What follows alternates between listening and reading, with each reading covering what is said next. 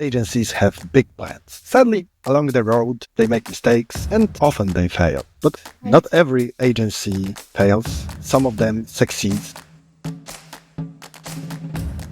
You mentioned that you turn creativity and execution into a standard operating procedure.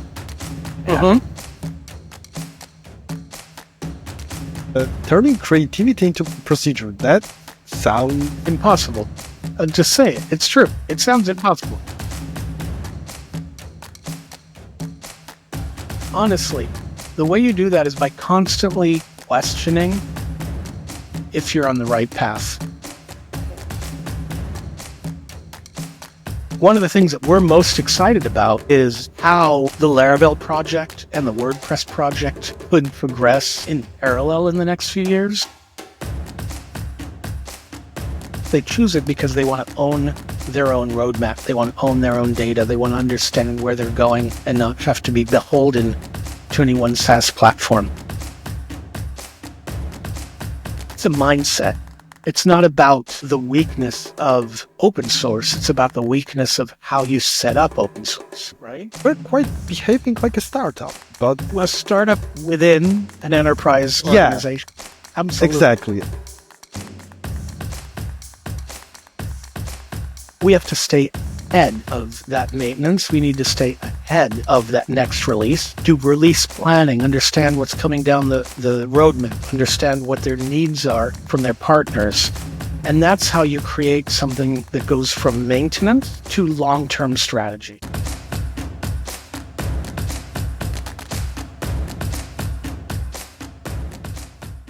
Hi everyone. At the beginning of every agency, those agencies have big plans. Sadly, along the road, they make mistakes and sometimes they even fail. But on the other hand, not every agency fails. Some of them succeeds. For example, like Crowdfavorite. And that's why today, together with Karim Marucchi, we will talk a bit about how to build an amazing agency. So, hi Karim. So, Hello. could you start with saying a bit about yourself?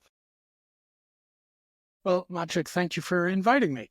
Good morning. I'm Karim Marucchi. I am currently CEO of Crowdfavorite, well known in the WordPress world as the agency that started working to really scale and expand WordPress. Alex King, our founder, founded it with the express idea of scaling WordPress for the enterprise. And I was lucky enough to start working with him in 2012. And in 2013, we were working on projects together. In 2014, we merged our agencies together. Okay, and I think that our first question will kind of continue this thing because, like I said during the intro, at the beginning, every agency has big plans. And what were the big plans at the beginning of Crowdfavorite's road? Well, Crowdfavorite was actually my fifth agency. I had started four agencies before that and probably made just about every mistake you can make. At Crowdfavorite, our big plans were that Alex had created a very well-respected agency at Crowdfavorite around working with WordPress and the enterprise. My agency also had some great enterprise contracts with WordPress and how to develop WordPress even further past where it had been known just in the publishing and educational circles at the time. And together, we were going to take it even further, where he could really focus more on the technology because he was a very deep engineer. One of the first people to work on the WordPress code when Matt and Mike forked it. And then, unfortunately, he relapsed into cancer. And within 2 years, unfortunately, he passed away. So the best plans don't always work out because we did not have a chance to really realize where he had a vision to take the next generation of the advancements of WordPress core and really put the open source project. But the team persisted and we worked hard. And today we still carry out the same mission within the WordPress world and beyond in open source. I can imagine that Alex passing away was one of the biggest pivotal moments in the history of the company. How did you manage? Because Well, moments like that, you just have to take as they come. As I said, Alex really had a very set vision of where really WordPress should go in the future and how the core of WordPress needed to stay updated and move forward to really be performant. And it was very unique. It was very in the direction that he had always been going. So we really just had to focus on where can we go with what we know and where we have, and we have an incredible team. We have some folks that have been here literally since 2008 at the moment. Yeah. So some of our oldest members, their tenure is usually about 7 to 10 years as a standard here at Crowdfavorite. So the team really just came together and figured out where we can go from here. Alex was more focused on the technical aspect. You were more focused on the business one. And I think that one of the biggest problems that a lot of agency have is the fact that they focus too much on the technological aspect. I know this because I had a tiny agency at some point, and I do remember how I loved the technological aspect, while the business one was just wasn't my thing. But I also know that Crowdfavorite is really great at bridging this gap. So you are doing a really great technical application, website, whatever you are working on for a client. But it's not just about building this app. It's more about how the client will benefit from it, how his business will. Solving the business need, right? So yeah, I bring my 30 years of internet experience in. I've always loved technology. I haven't written code in years, but I used to. And I've never really fell into the trap of loving the lines of code. I loved the solutions it brought. So one of the reasons that I've persisted in this business is because they approach everything we do as we're trying to solve a business need with technology. We're not trying to figure out how to apply a specific technology. And that's the trap that most agencies fall into, is they're like, how do I fix everything with my favorite tools? And Yes. while Crowdfavorite was founded on WordPress, even before I joined forces with Alex, he was working on PHP projects that had nothing to do with WordPress, where WordPress quite literally wouldn't solve the application need. There are limits to WordPress still today. There's a lot of limits to WordPress. Today we have a lot more tools on how to fix that and how to deal with that. But if you look at any technology problem and say, I'm going to solve it with whatever hammer I like, instead of trying to figure out the best tool, you're always going to end up with the same situation, which is you end up compromising what the client need. So if you stay focused on the client need and you're willing to say, I use a broad range of tools rather than one tool, you can do much better. So a Crowdfavorite, we've really honed Alex's original message over the last 15 years to be one of, quite literally, we solve business problems with open source solutions. Now, we've chosen open source solutions not as a technology, but as a cultural approach to business, because we feel that our clients should own their own data. They should own their own roadmap. And in today's world that's dominated by SaaS platforms, it's the only true way to own that roadmap. But there's a lot of open source code out there. There's a lot of open source solutions out there, not just WordPress. And by merging WordPress with others, by sometimes not using WordPress at all, we have lots of projects where we don't use WordPress. It actually makes sense. Yeah. So that's how you need to approach things. Don't make the mistake of saying, hey, let's just figure out how to apply a tool that we know. I remember that once luckily not the client, because the question he asked in the email was, can we build a Facebook-like website using WordPress? So yeah, but I can imagine that that many people would try to kind of bend WordPress to build something, but we know that sooner than later it will fail miserably. You mentioned open source, that you are very much into it. And that's great because I totally agree with your approach that owning everything is the only secure way to have the plan B, plan C, to have backup of a backup, everything.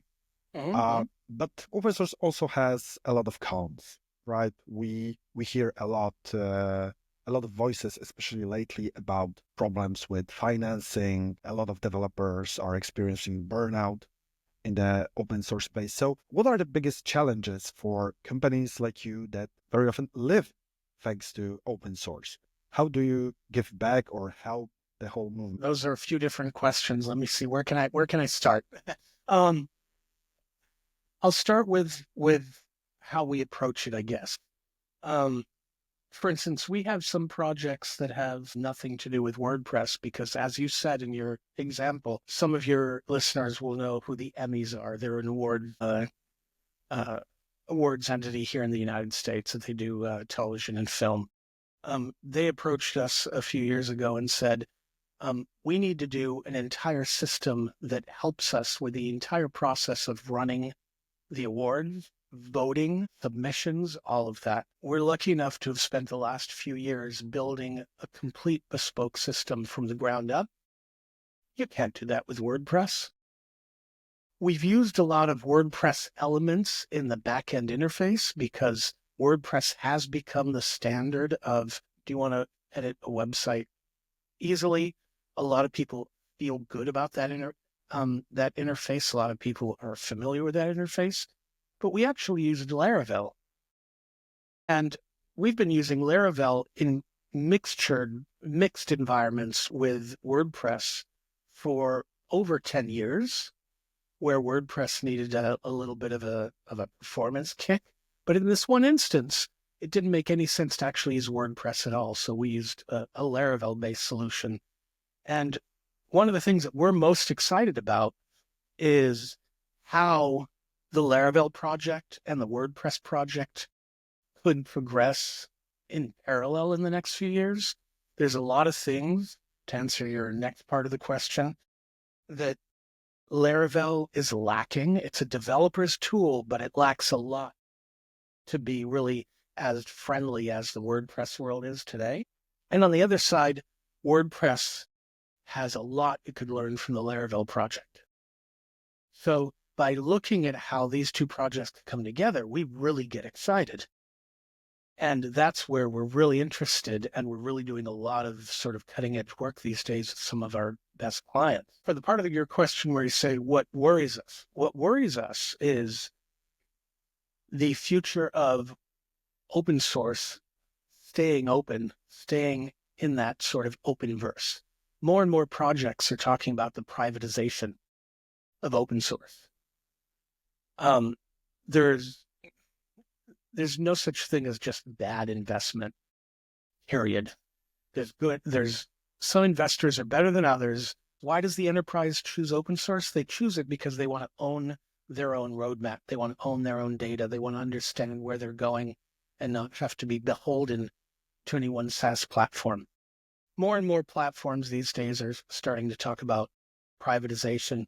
For over the last decade, there's been a lot of platforms that were open source that started to, whether they publicly say it or not, they're less and less open source. So the idea now is, how do we move that forward?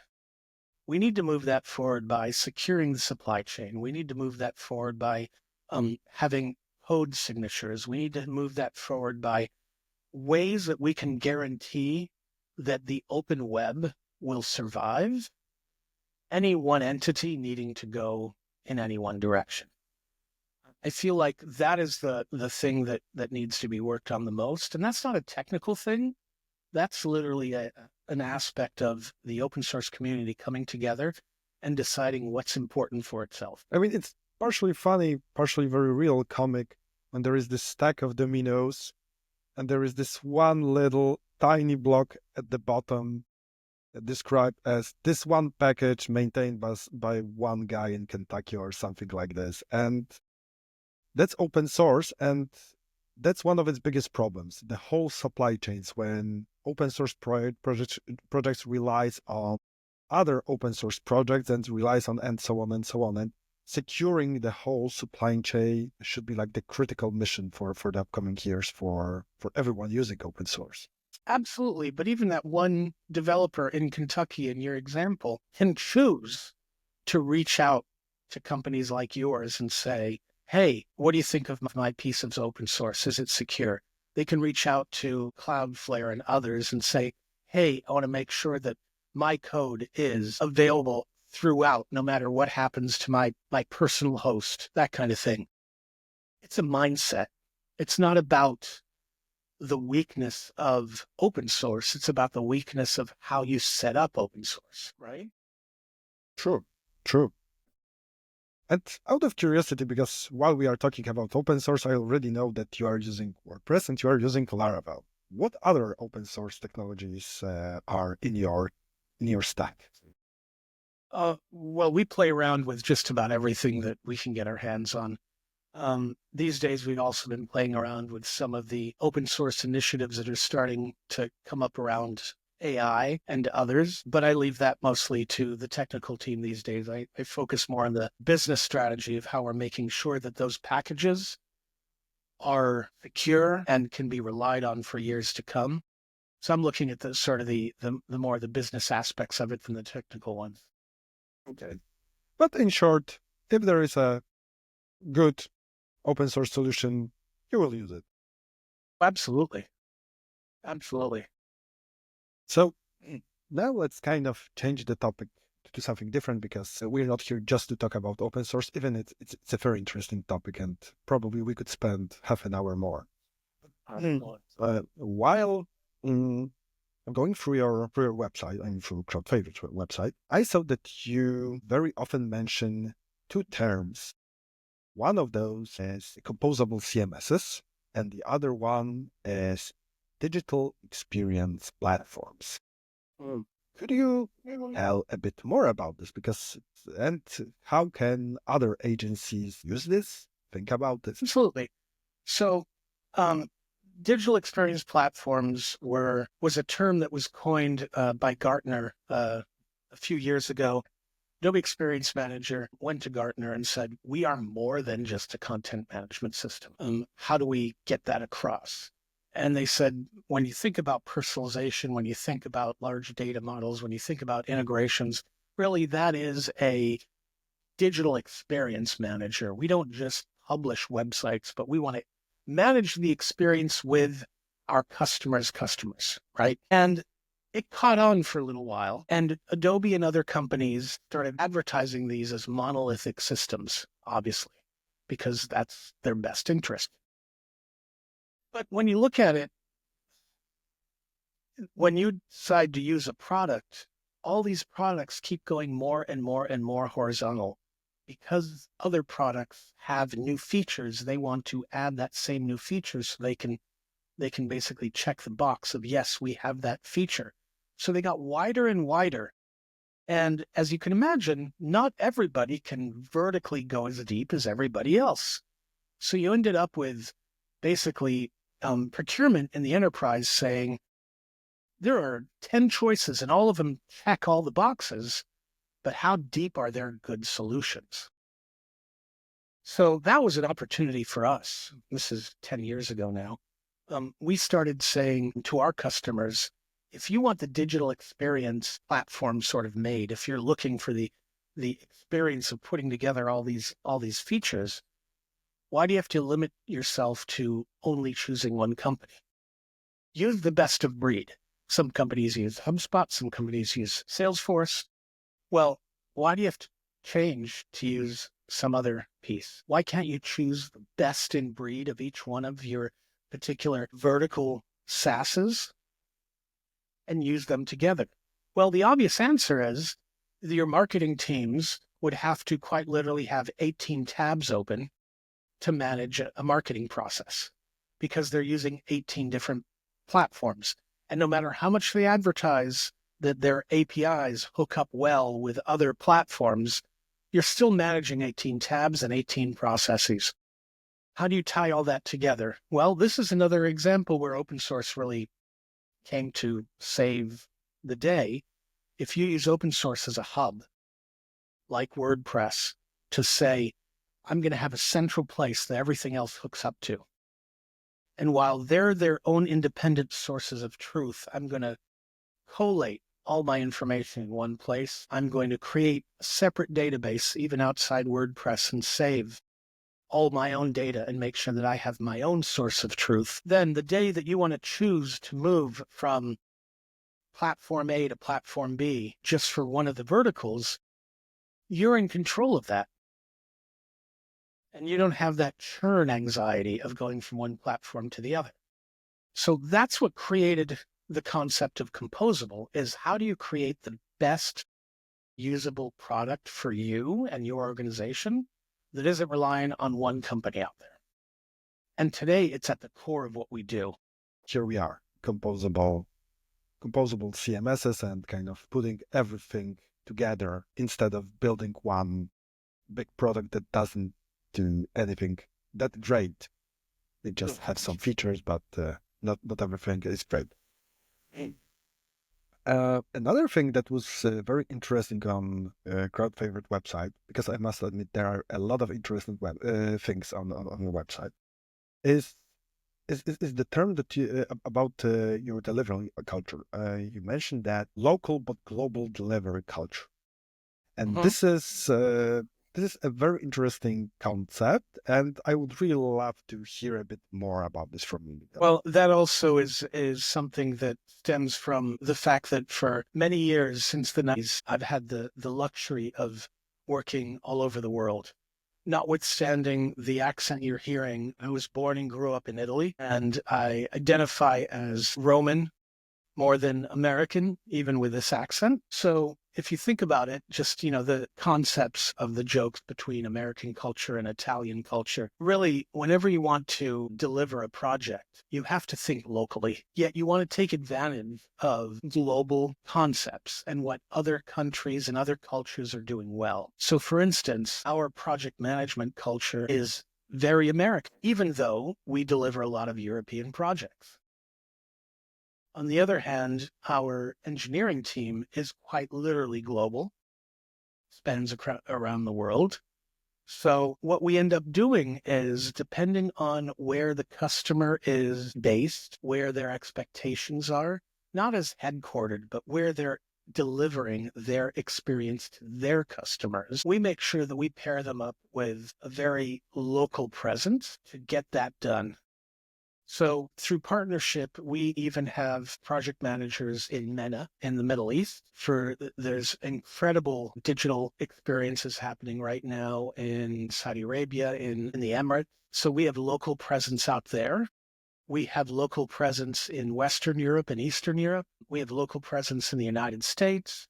And really, when we have a client that says we have a delivery in Argentina, we will become local down in Argentina, even if we don't have permanent presence down there for that project, because it makes a difference. So we're really trying to bring together the best of global practices with the idea of making sure that we're delivering culturally what the local expectations might be. And this isn't about language. This is really about delivery and making sure that everybody's happy. And the differences in some countries, sometimes they are quite small, but they are very important for the clients itself. Plus, sometimes those are very much connected with kind of local way of doing businesses or how some things are connected. I mean, for example, in Poland, for some reason, we are still fighting against Amazon. We prefer our own solution. We have Allegro. And Amazon is constantly trying, but we are still using our own thing. And companies that would like to help e-commerce company need to understand this, because it works a bit different here, and that's okay. No, absolutely. I mean, for instance, we've worked with a few financial institutions. One of them is headquartered in the Netherlands, but has branches here in the United States. And it was a very different delivery, even though we worked on both sides. There's a very different delivery between both of them. We worked on a merger of one of the US's largest investment companies with a large UK firm. And again, very different delivery when they merged, very difficult. And then for one of the largest media companies in the world, when we have to deliver something for one of their theme parks in Asia, the requirements might be the same as their theme park in Florida, but actually making sure the project management and the local stakeholders are happy in those two different locales can be very different. Yeah, exactly. This cultural aspect is very important, and it's great that that you are covering it. And so we already know about this, but what else makes Crowdfavorite projects different from the others, or even what makes them better? Now, we've made this decision around open source. We've made this decision around focusing on our definition of enterprise companies, which really isn't based on any fortune list or isn't based on any type of revenue, but complex organizations that have multiple departments with different cultures. That's really our specialty. For us, really, that is what makes the difference, as we already covered. That's what we really focus on in a deep way. So once you have an organization that says, we're ready to own our own roadmap, and on top of that, we have a complex delivery, that is where we come in and help. Now, what that means is we are very verticalized. We are technology and project management only. We don't do marketing. We don't do SEO. We don't do all the advertising things. Therefore, we pride ourselves on working very well with other agencies. So you can tell that you are a composable agency. Absolutely. I see that this composable aspect runs very deep. But yeah, that's true. Another thing that, because again, going to your website, constantly full of interesting things. There is this interesting sentence that, together with my friend Lana, we found. You mentioned that you turn creativity and execution into a standard operating procedure. Mm-hmm. That's a nice sentence. And turning creativity into procedure, that sounds Impossible. Just say it. It's true. It sounds impossible. wanted to use. Really, it's good that you found that and that you called it out, because it gives me a chance to explain it. Honestly, the way you do that is by constantly questioning if you're on the right path. If you're constantly saying, is this the right path? Checking in, not just, you think of a project lifespan and you start with a discovery, then you go into workshops, then you go into strategy, then you go into development, right? Well, even in our development process, we are constantly prototyping at least one or two phases or sprints ahead of where the main team is going. And we're constantly running into things where we're saying, can this be done better? Is there something coming out that is new? And in the enterprise, they don't want to be cutting edge. They want to be secure in knowing that it's not going to crash. Even if they want the creativity, they need it to be secure. And when I say secure, I don't just mean security. I also mean literally in the sense that it's not going to fail them or have technical problems. But if you run your culture, your sprints, your planning around always checking in to see if there's a way to be done better, if you make that part of the life cycle of each sprint, you end up with the opportunity to stay creative and work with new tools. Okay. So a lot of the time we run into new projects or new scripts, or in the world of JavaScript, as you know, things are constantly changing and evolving. We run into things and it may not be ready for this project, but we still play with it to see if it's correct. We still do some sandboxing on it because it may be ready for the next project. It may be ready for the project in which after that. So honestly, one of the things that our clients very quickly find out when they're coming to us new is we might not be the cheapest solution out there, but that's because we build in a lot of process and time to make sure that we're constantly doing research and development for them. And that's amazing because that's also kind of a thing that very often is connected with those big corporate agencies that very often fall behind, that they have so much processes, so much everything built around their products that they can't move forward quickly, they can't change. And based on what you are saying, you're quite behaving like a startup, but Except a startup within an enterprise yeah, organization. Absolutely. exactly. Yeah, because like very often startups don't think about things like security, backup, and whatever. They're just pushing forward. And here it's like, yeah, like the middle ground, like the best middle ground. Like this enterprise, the sense of security, which is very important, but still pushing forward, but staying in this realm of security. This is very important, and I do think that a lot of agencies that are still in the phase of growing, they should think about this mindset because that's a really great mindset to always push forward technologically. Right. And the important thing for anybody who is starting their journey or looking to expand their journey in their agency is not being afraid to communicate that to the client. At the end of a sprint, we will actually tell the client, and we spent X number of hours or a certain amount of time or what have you, trying this one avenue that didn't actually work out. You would imagine you're saying that you failed at something and you don't want to look like you failed. But the customers who actually will appreciate your work, that you will work for years with, are the ones that say, okay, they didn't go overboard. They didn't go down a dead end, but they did enough to understand that this other solution wouldn't work. So they made sure that the solution that they did deliver did work. They will appreciate that. Yeah, exactly. And it's also a great thing for the future. You know what won't work. And this is also a huge learning because during another sprint, another task, you don't have to go that road again because you already know it. I also see that Crowdfavorite almost always focus on kind of those long-term relations with clients. It's not just about, yeah, we build you a website, bye. No, it's about growing, kind of growing together. So I imagine that the maintenance aspect of such collaboration is also really important. It's not just a kind of this side project that many agencies do. That okay, we finish the website, we this was the moment when we earn true money, and then we just keep it on maintenance. And it is as it is, right? But in your case, it's different. The maintenance is also one of the most important aspects because I'm guessing that in your case, it's not just the technical maintenance; it's something more, right? It is more, but let me start by saying I made the same mistake early on in my career that a lot of agencies do. I had a team, and that team moved from project to project. As we all know, projects have a life cycle that's very sine wave-ish, right? Yes.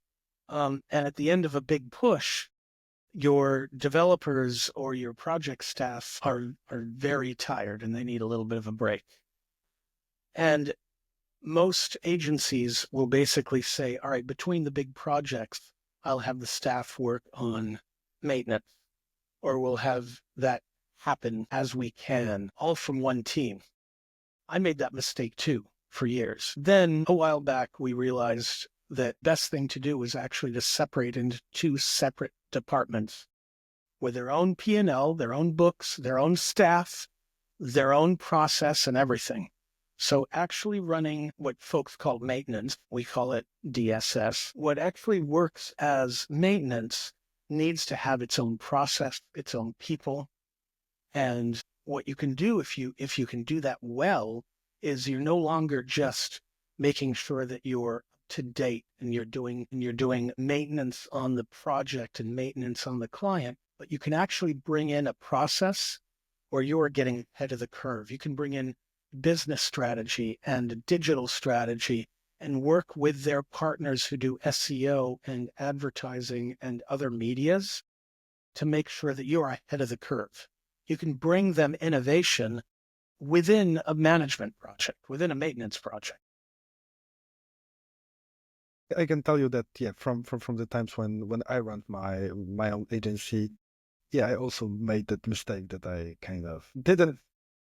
I think the proper word would be that maintenance isn't fun enough. Well, you can make it fun if you say to your client, look, just to do the basic keep the site open is X hours. But our maintenance projects are actually X plus hours. And in that plus, we actually will give you regular deliverables. And those deliverables will keep you moving forward. And really, if you think back to the origins of where open source really took hold in the enterprise, it was in the late 90s with a partnership between Red Hat and IBM, where Red Hat was between Fedora and Red Hat. It's the same code base, but two different paths. The bottom line, though, is that they didn't have robust enough support. So IBM came in and said, we're going to give you a support plan that's enterprise grade. And the enterprise went, okay, now we can actually use open source. We practice that same concept today of saying, we're not just going to make sure it works. It's not just like you pick up the phone and something's broken, please fix it. We have to stay ahead of that maintenance. We need to stay ahead of that next release. Do release planning, understand what's coming down the roadmap, understand what their needs are from their partners. And that's how you create something that goes from maintenance to long-term strategy. This doesn't sound like maintenance. It just sounds like partnership. And while talking about maintenance, let's talk a bit about the security aspect of it. Because yeah, here at Patchstack, we know a thing or two about security. And we also know how very often it is difficult to sell the concept of security. I mean, very often, until someone gets hacked, or, for example, I'm sure that all the backups companies love the clients that just lost their data, because this is the point when they do start to understand why it's so important. Is it easy or difficult to convince enterprise clients to invest in the security of their product? Well, with the enterprise, it's the easiest thing in the world. You have to be careful not to oversell it, because they're already wanting to make sure that it's secure. For instance, Patchstack, Crowdfavorite, and one of the premier WordPress hosting companies out there, the three of us collaborate on one of the most complex WordPress sites out there for one of the largest media companies in the world. And that media company has some of the highest security requirements ever when it comes to our developers submitting code and maintaining security in how we do our job. But through the partnership between Patchstack, the hosting company, and us, we really maintain that top level of service where we don't have to think of what's going on the server. We don't have to think about some of the vulnerabilities that might come from third-party libraries, because that's where you come in. You're already tracking that. So as we're looking ahead, because obviously in the enterprise, we're usually, a build behind on some of the main features, but we're absolutely up to date on the security patches. Before it ever gets into production, your team is usually telling us where the problems may lie. And that is what the enterprise wants to pay for. Mm-hmm. So there's another layer of backups, backups and everything. Exactly. Absolutely critical. So probably a tip for all the new agencies: work with enterprise if you want to, and have good maintenance plans. It will absolutely. It will work perfectly. And now imagine that you are starting a new agency. How would you? What would be your first steps? On which would you focus, and which parts would you skip? Yeah, that's a very good question. If I were to start an agency today, I really would focus on what I wanted my vertical to be. There's so many opportunities right now with AI, with different ways of the creative agencies, the technical agencies. Everybody's default idea is that when you start an agency or a digital agency, that it has to be all things.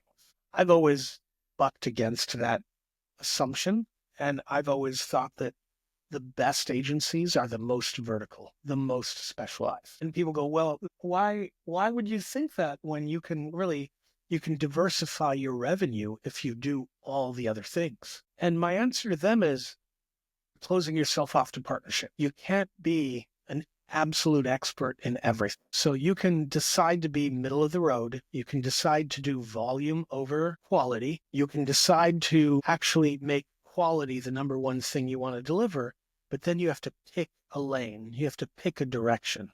And if you decide to pick that direction, realize that that's a vertical direction. And if you do that well, you're building in a partnership strategy. At Crowdfavorite, we work with dozens and dozens of agencies. Some of them talk about being horizontal, talk about having cradle to grave services, doing all the aspects of it. Some of them are very verticalized, but even the ones that are very broad are working with Crowdfavorite because we're very well known for something that's very vertical, and we go deep on that. We have deep expertise. So we work with them, and to the end client, we are providing a service that others can't. And on the other hand, if something else is needed, you partner with other agency or company that also specialize in something. Exactly. Last question, because at the beginning you mentioned that Crowdfavorite was your fifth agency, right? And during those 4 agencies before, you made all the biggest mistakes. And you still make them today, don't get me wrong. But I always like to ask this question. What was the worst decision you ever made, and you still think about it and think, why did I done something like this? Worst decision I ever made was probably reacting to momentary fluctuations in the market in making decisions about my team. So one of the core principles at Crowdfavorite is a lot of our staff have been here for a lot of years, and they're very invested in our future, and we're very invested in theirs. With like every agency, there's always some difficult moment. And if you panic and deal with those moments without looking at the long-term future, without looking at what's possible, you will sort of cut off your nose to spite your face. You'll end up in a position where you will regret it. So my regrets from the past have to do with moments where I didn't take a heartbeat before making a decision to really think out the consequences long term. Looking at what is happening at the IT market right now, I think that a lot of managers should also think a bit more about reacting to some situations. That's true. But so I won't lie. I kind of hoped for a funnier thing like that you deleted a server or something like this. But well, I have a good story. I think enough time has passed. This is a story from the late 90s. In the late 90s, we were asked to do this is not Crowdfavorite. This is another agency that's long gone. I'm going to withhold names to protect the innocent. In the 90s, we had an agency that was based in Los Angeles, California, and we literally had an office on the movie lot. So the office was in the movie studio lot, and we had a design department that was all 24 to 30-year-old designers who were really, really good. And this is back in the days of Flash. And they were very proud of all the animations they did with Flash. And what ended up happening is that I came to work one morning and we were doing a website for a new movie that was coming out, and the animated movie, and the developers had started doing the Flash animations. We were about 3 months before the movie was going to come out. They'd started doing the animations for the website for a game. In playing around, they started making these animated figures do very rude things because young designers.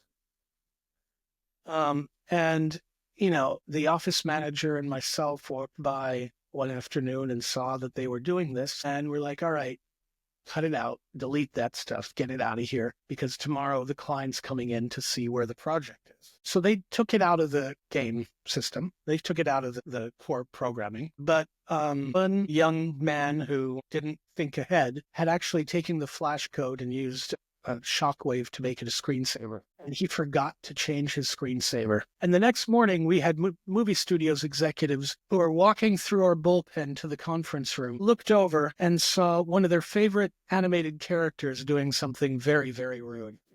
And everybody stops and they look at it, and they look at the account manager, and they look at me, and they're like, "What's that?" Closest we ever came to getting fired from that client. Again, I must admit that this time, this was also not what I was expecting, but you really made amazing story. But I also think that it's a very important tip for every agencies. Do not do things like this. Do not turn them into screensavers. Never, never. No. I know plenty of agencies that were fired for Easter eggs and Flash programming. Yes. Oh, I can imagine. I can imagine. Yeah. Yeah.